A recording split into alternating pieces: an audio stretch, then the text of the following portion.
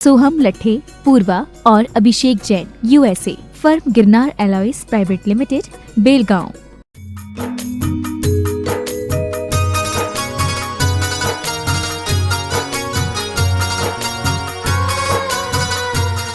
जय बोलो देवादिदेव खजराज श्री भगवान महावीर स्वामी की जय जय जय। अहिंसा परमो धर्म की जय जय जय। परम पूज्य आचार्य गुरुवर श्री विद्यासागर जी महाराज की जय जय जय। परम पूज्य महामनामुनिराज प्रमासागर जी महाराज की। जीवन को अच्छा बनाने के लिए हमें सतत प्रयासरत रहना चाहिए। मनुष्य अपने जीवन की उन्नति का आधार धन वैभव को मानकर चलता है, पर यथार्थतः धन वैभव मनुष्य की बाह्य समृद्धि को तो भले बढ़ा सकते हैं, पर उसकी आंतरिक उन्नति का आधार नहीं।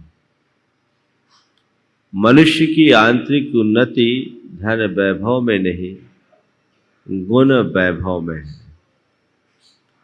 और मनुष्य का गुण वैभव जैसे जैसे बढ़ता है, उसकी चेतना उतनी ही अधिक परिष्कृत होते चलती है।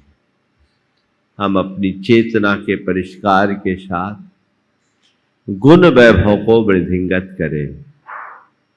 कल उसी संदर्भ में प्रेम की बात आई थी और आज का विषय है अतिथि सत्कार।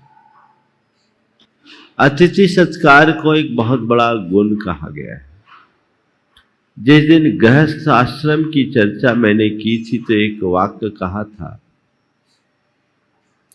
देव पूजन, अतिथि सत्कार, बंधु बांधवों की सहायता,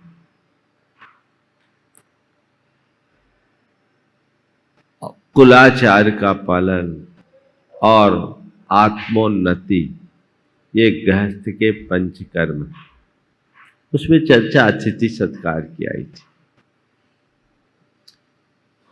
अतिथि सत्कार हर व्यक्ति के जीवन का एक बड़ा धर्म है। हम उस संस्कृति में पले और बढ़े हुए लोग हैं जहाँ में सिखाया जाता है मातृ देवो भव, पितृ देवो भव, अतिथि देवो भव। माता पिता के बाद अतिथि को देवता के रूप में देखा गया है। और हमारे यहाँ अपने द्वार पर आगत अतिथि का हृदय से सत्कार करने की परंपरा रही है, परिपाटी रही है। कुरल काव्य में उस अतिथि सत्कार के संदर्भ में क्या कहा गया है, आज पहले हम उन वाक्यों को लें, उन सूत्रों को लें, फिर आज के संदर्भ की चार बातें। बहुत अच्छा वाक्य है। बुद्धिमान लोग इतना परिश्रम करके गृहस्थी किस लिए बनाते हैं? बुद्धिमान लोग इतना परिश्रम करके गृहस्थी किस लिए बनाते हैं? अतिथि को भोजन देने और यात्री को सहायता करने के लिए। तुम परिश्रम करके अपनी गृहस्थी बसाए हो, पैसा कमाए हो, किसके लिए? केवल अपने लिए नहीं। साधु और गृहस्थ, इसमें बड़ा मौलिक अंतर है। साधु के ऊपर किसी भी प्रकार का सामाजिक, पारिवारिक, गार्हस्थ्यिक कोई दायित्व नहीं। साधु केवल अपने आत्मोन्नति के मार्ग में लगता है, अपनी साधना करता है, निरपेक्ष भाव से जीता है। उसके ऊपर और कोई जिम्मेदारी या जवाबदारी नहीं। मिल गया, उससे अपना काम चला लिया। एक बार 24 घंटे में भोजन चाहिए, उसके अतिरिक्त कुछ नहीं। हाँ, अपने अनुभव अर्जित संपदा को वह पास में आए श्रद्धालुओं को बांटने में कोई संकोच नहीं करता। पर गृहस्थ के लिए दोहरी जिम्मेदारी निभानी पड़ती है। गृहस्थ के लिए उसे अपने परिवार की जिम्मेदारी तो निभानी ही है। अपने परिवार की जिम्मेदारी तो निभानी ही है, परिवार के साथ साथ साधुओं की जिम्मेदारी भी उसे ही निभानी है। साधु के लिए ऐसी कोई बात नहीं, पर उसी से वह अपने जीवन को कृतार्थ करता है।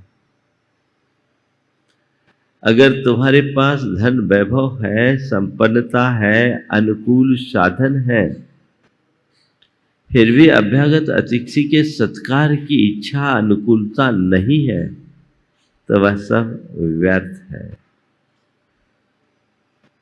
हम लोगों ने बचपन में वो दोहा पढ़ा और सुना है, साईं इतना दीजिए जामे कुटुंब समाए, मैं भी भूखा ना रहूं, साधु भूखा न जाए। अपने और साधु के सबके पेट को भरा जा सके। तो साधु एक अतिथि है और साधु एक उपलक्षण, अतिथि एक उपलक्षण है। साधु को आदि लेकर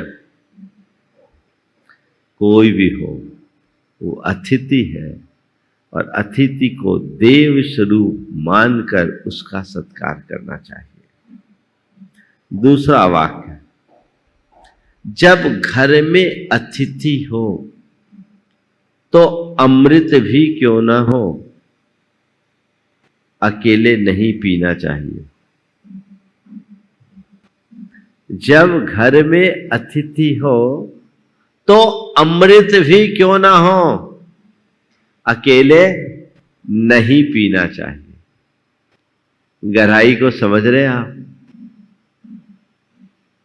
हमने ऐसे अनेक प्रसंग और आख्यान सुने हैं जिन्होंने अभाव में भी अतिथि सत्कार किया। चाहे हम महाराणा प्रताप की बात करें, जब घास की रोटी खा रहे उस समय भी किसी के आ गया तो उसे देने को तैयार है ना। ये अतिथि सत्कार की भावना हमारी संस्कृति में थी। आज कहां पहुंच गए, ये सोचने की बात है। पहले लोग भोजन से पूर्व किसी अतिथि की तलाश करते थे और उसे भोजन करा करके अपने आप को कृतार्थ महसूस करते थे। आज घर में कोई अतिथि आ जाए तो गृहिणी का मुंह बिगड़ जाता है। ले जाने के पहले 100 बार सोचना पड़ता है। सामने वाले को झिड़क खाना मिले या ना मिले, झिड़की जरूर खानी पड़ती है ना। सोच में कितना बड़ा परिवर्तन, हमारा कितना उच्च आदर्श था और जीवन कितना कृत्रिम और जटिल बना रहे हैं। अभी 2-3 और वाक्यों को लें, फिर हम आगे की बात करेंगे। घर आए हुए अतिथि का आदर सत्कार करने में जो कभी नहीं चूकता, घर आए हुए अतिथि का आदर सत्कार करने में जो कभी नहीं चूकता, उस पर कभी कोई आपत्ति नहीं आती।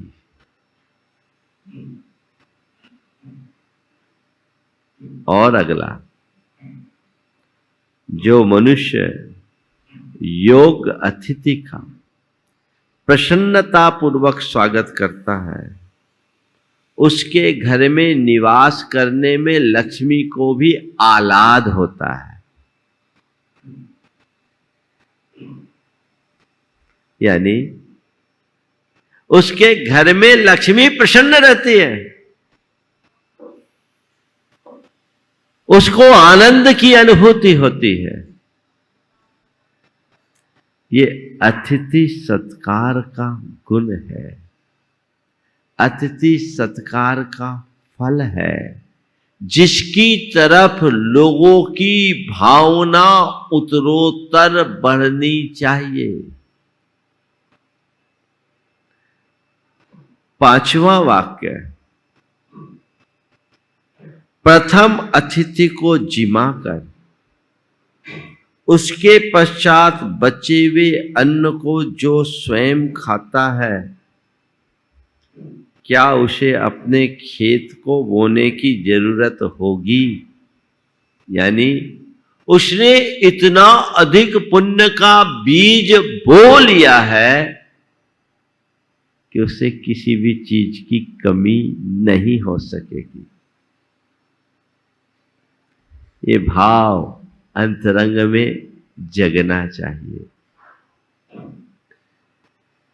तो पहली बात, अतिथि का सत्कार करने का भाव जगाएं। आज 4 बातें आप सबसे करूंगा। अतिथि कौन, अतिथि सत्कार क्यों, अतिथि सत्कार कैसे करे, और अतिथि सत्कार का फल क्या है। अतिथि किसको बोलते हैं? हाँ, घर में आए गेस्ट, अब तो अतिथि खत्म हो गए, गेस्ट हो गए। क्या हो गए? गेस्ट। ये तो लौकिक अतिथि है। पुराने समय में अतिथि के लिए हमारा एक देशी शब्द था, पाहुना। पाहुना, पाहुना यानी जो पवित्रता का संदेश लेकर आया है। पावन से ही पाहुना बना है। हमारे संस्कृति में कितनी ऊंची अवधारणा थी। ये लौकिक अतिथि है। सच्चे अर्थों में अतिथि जिसके न आने की तिथि हो न जाने की तिथि हो, उसका नाम है अतिथि। समझ गया? न आने वाला न जाने वाला, वो अतिथि। या जो संयम का अनुपालन करते हुए सतत चले, वो अतिथि।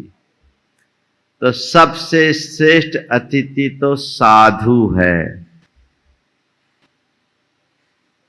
और उस साधु के सत्कार के लिए आप गृहस्थों का एक व्रत है, अतिथि संविभाग। अर्थात अपने लिए बनाए हुए भोजन में से अतिथि को जिमा कर खाना, ये अतिथि संविभाग व्रत है।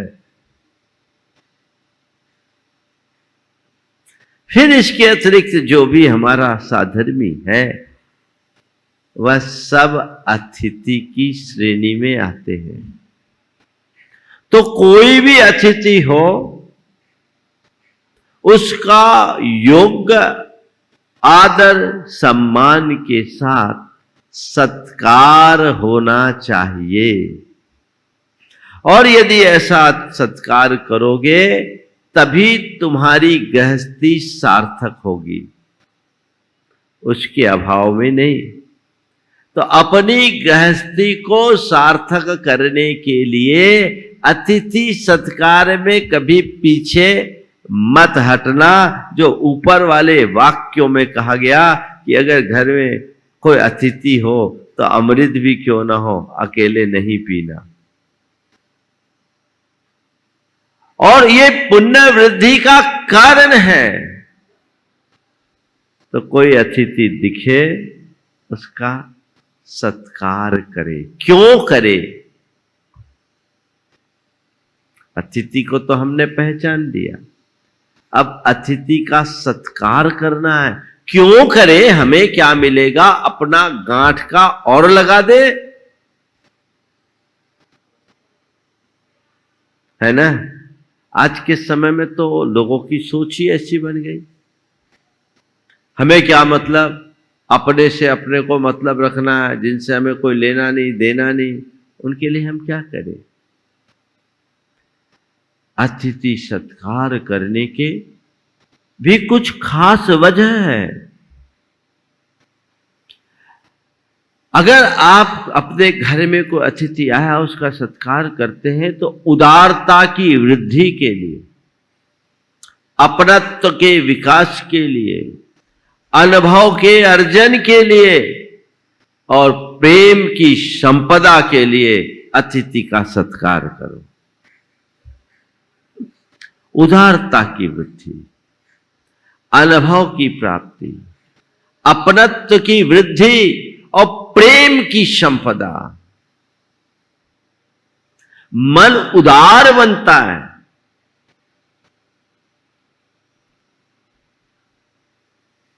हमारी संस्कृति ये है, कुछ भी हो तो केवल खुद के लिए मत सोचो, औरों के लिए भी सोचो।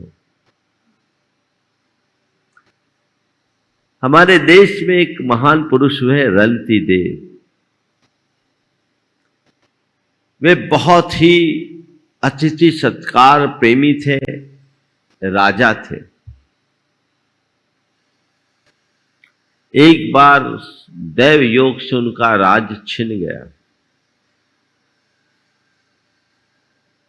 राज छिनने के बाद वो निर्वासित होकर जंगलों में रहने लगे। वे थे, उनकी धर्मपत्नी थी, उनका पुत्र था और पुत्र वधू थी।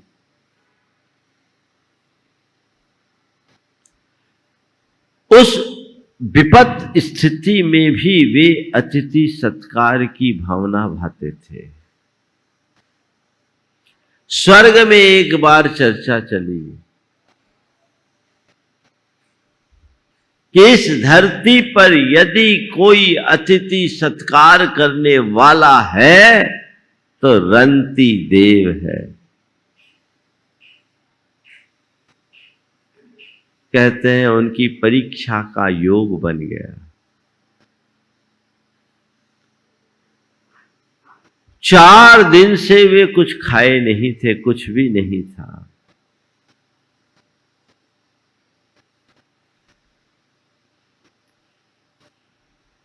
कहीं से उन्हें 1 किलो आटा मिला,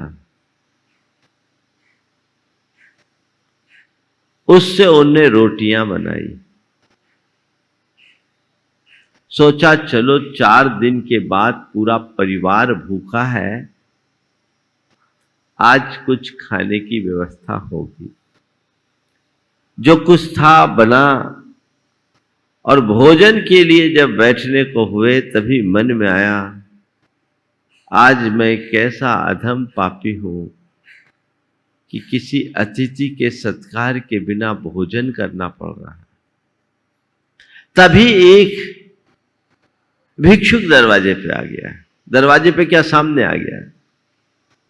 उसे देखा और देखते ही मन बड़ा प्रसन्न हुआ, अपने हिस्से की रोटी उनके आगे कर दिया। उससे भी उसका पेट नहीं भर पाया तो अपनी धर्म पत्नी के हिस्से के भी भोजन को आगे कर दिया। फिर वह फिर भी उसकी पूर्ति नहीं हुई तो अपने पुत्र के हिस्से का भोजन भी उसको दे दिया। उसके बाद भी वो संतुष्ट नहीं हुआ तो अपनी पुत्र वधू के हिस्से का भोजन भी उन्हें दे दिया।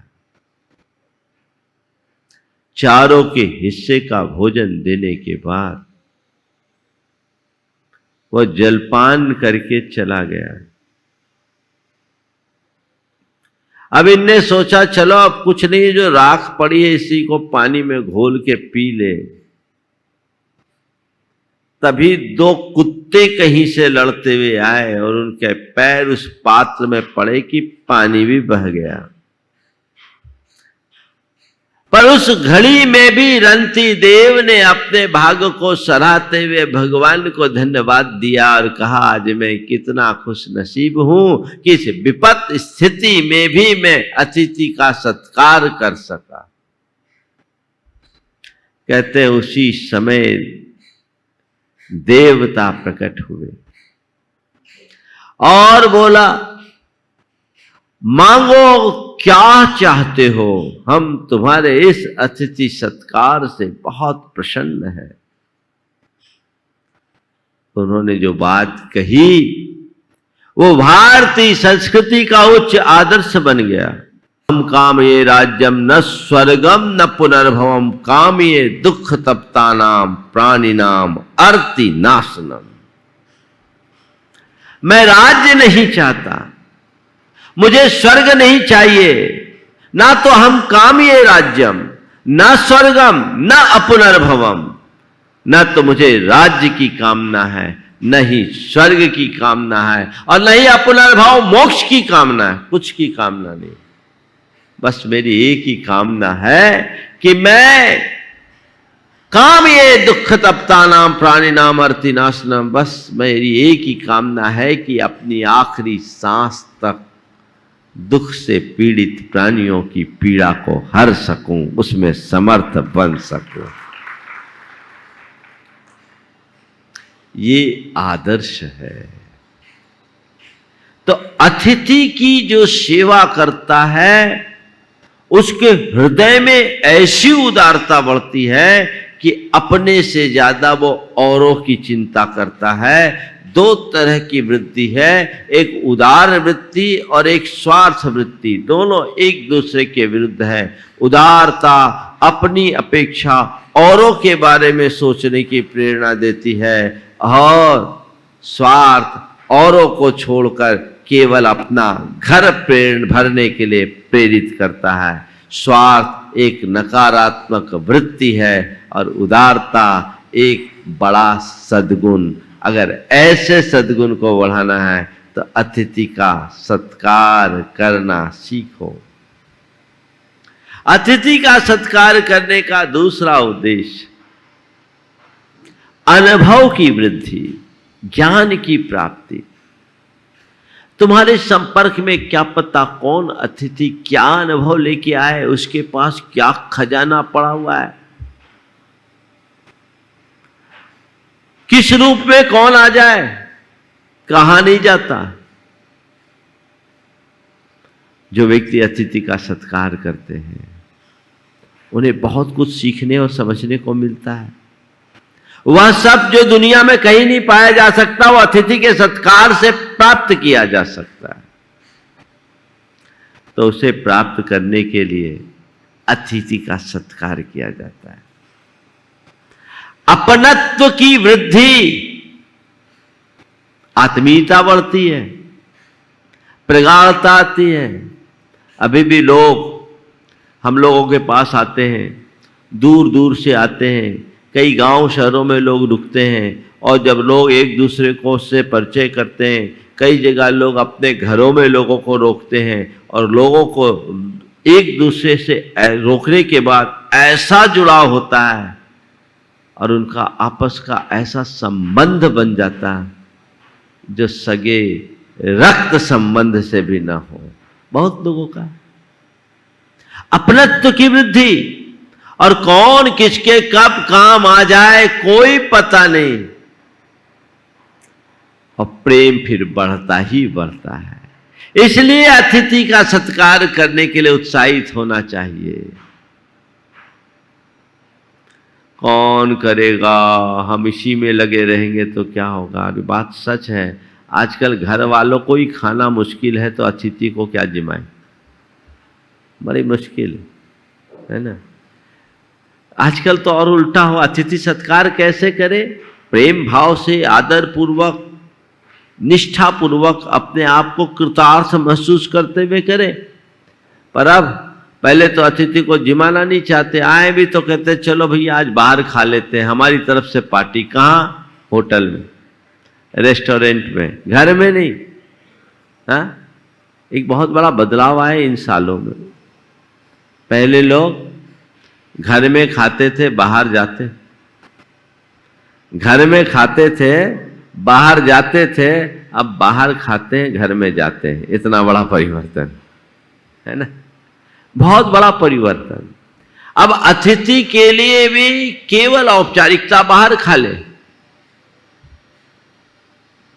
वहां सब कुछ मिल जाएगा, प्रेम नहीं मिलेगा, वहां वो अपनत्व तो नहीं होगा, वहां केवल और केवल कृत्रिमता होगी और कुछ भी नहीं होगा। उसे बढ़ाना चाहिए और उसकी तरफ जब तक हमारी दृष्टि नहीं होगी, हम अपने जीवन को परम पवित्र बना नहीं सकेंगे। तो अतिथि को प्रेम भाव से, आदर भाव से, श्रद्धा भाव से अपने आप को कृतार्थ महसूस करते हुए अतिथि का सत्कार करो। अनेक परिवार हम लोगों से ऐसे जुड़े हुए हैं जो नियमित अतिथि सत्कार करते हैं। 10-20 को खिला न लो तब तक उनको चैन नहीं। यहां भी जो लोग चौके लगाते हैं, साधु को आहार कराने के बाद भी 2-4-10 अतिथियों को सत्कार करा करके ही शांति मिलती है। तो ये एक अच्छे गुण है, पर मैं एक उदाहरण दे रहा हूं कैसे, किस भाव से अतिथि सत्कार करना चाहिए। कटनी में हमारा प्रवास था, 1994 की बात है, हमारा चातुर्मास चल रहा था। उदाहरण तो बहुत हैं, इधर के भी हैं, पर मैं ये उदाहरण किसी एक मकसद विशेष से दे रहा हूं। वहां के अध्यक्ष थे सवाई सिंह जय कुमार जी। उन दिनों वो जीवित थे, अध्यक्ष भी थे।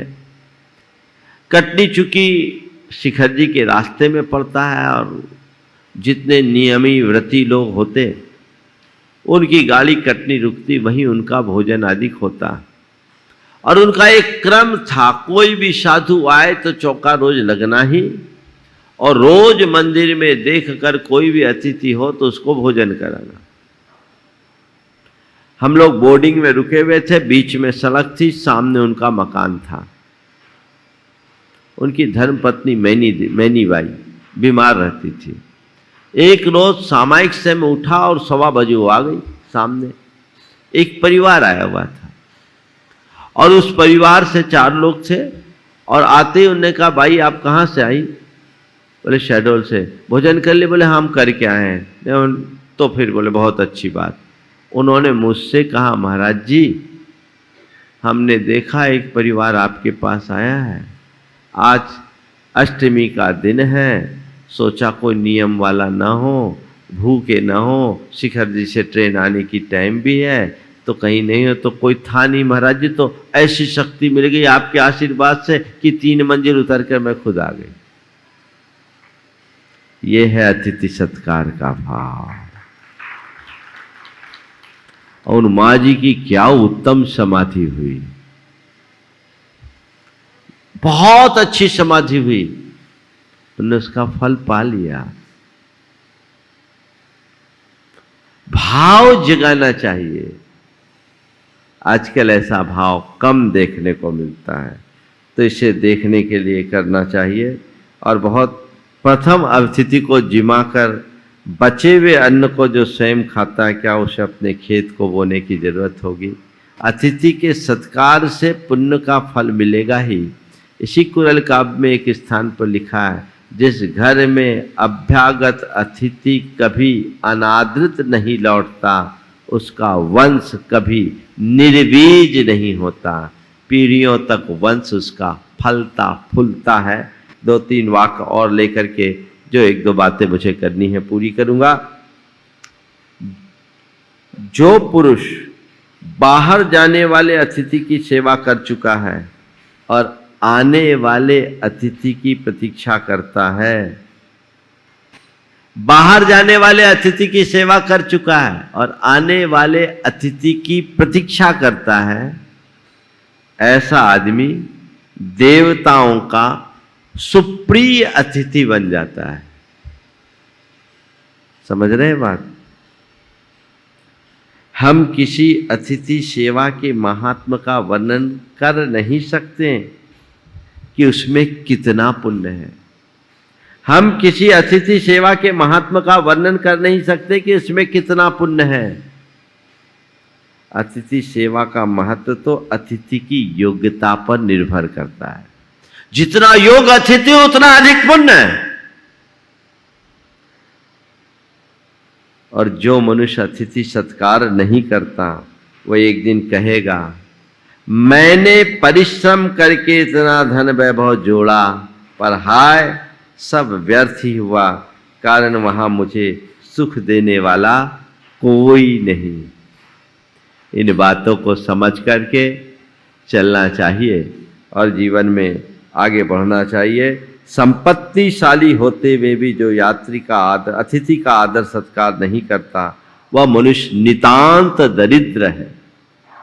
यह बात केवल मूर्खों में ही होती है। कुल मिलाकर हमने अतिथि से संबंधित बहुत सारी बातें सुनी है। अपने हृदय में अतिथि के सत्कार का भाव रखें, और जिनके यहाँ ऐसा होता वो बहुत खुश होते हैं, जिनके यहाँ नहीं होता वो बड़े मन महसूस के रखते हैं। एक बार एक व्यक्ति ने अपनी धर्मपत्नी से कहा कि आज मेरे कुछ मित्र आने वाले हैं, उनकी भोजन की व्यवस्था कर लोगे? तो बोले एक काम कर लेना, व्यवस्था हो जाएगी, बना आप देना, मेरे से नहीं होगा तो मामला क्या होगा? ये सोच बदलनी चाहिए। और अतिथि 2 बुलाएं 4 आ जाए तो प्रेम से जिम्मा देना चाहिए, मुंह नहीं बिनाना चाहिए। कई जगह हम लोग गांव शहरों में विहार करते हैं, ऐसे बहुत सारे संयोग बनते हैं और अनायास अनेक लोग भी आ जाए तो उनके चेहरे पर बल नहीं पड़ता और खुश होते हैं। लेकिन जब से शहरीकरण का विकास हुआ, अब तो आते ही पूछा जाता है, क्यों भैया कब आए हो, कब जाओगे? रोटी तो खा के आए होगे? नहीं खाए तो खा लेना, है ना? सब जगह का यही हाल है। ये जीवन की बढ़ती हुई कृत्रिमता का कुफल है। इसे हमें दूर करना चाहिए और अतिथि के सत्कार के लिए तत्परता से अपने आप को जोड़ करके चलना चाहिए। समय आप सबका हो गया, यहीं पर विराम। बोलिए परम पूज्य आचार्य गुरुवर श्री विद्यासागर जी महाराज। इस कार्यक्रम के पुण्यार्चक थे बापू साहेब कमल पाटिल पुणे, हेमंत सुचेता लट्ठे बेलगांव, अभिषेक परिमा सोहम लट्ठे पूर्वा और Abhishek Jain USA, firm Girnar alloys private limited Belgaum.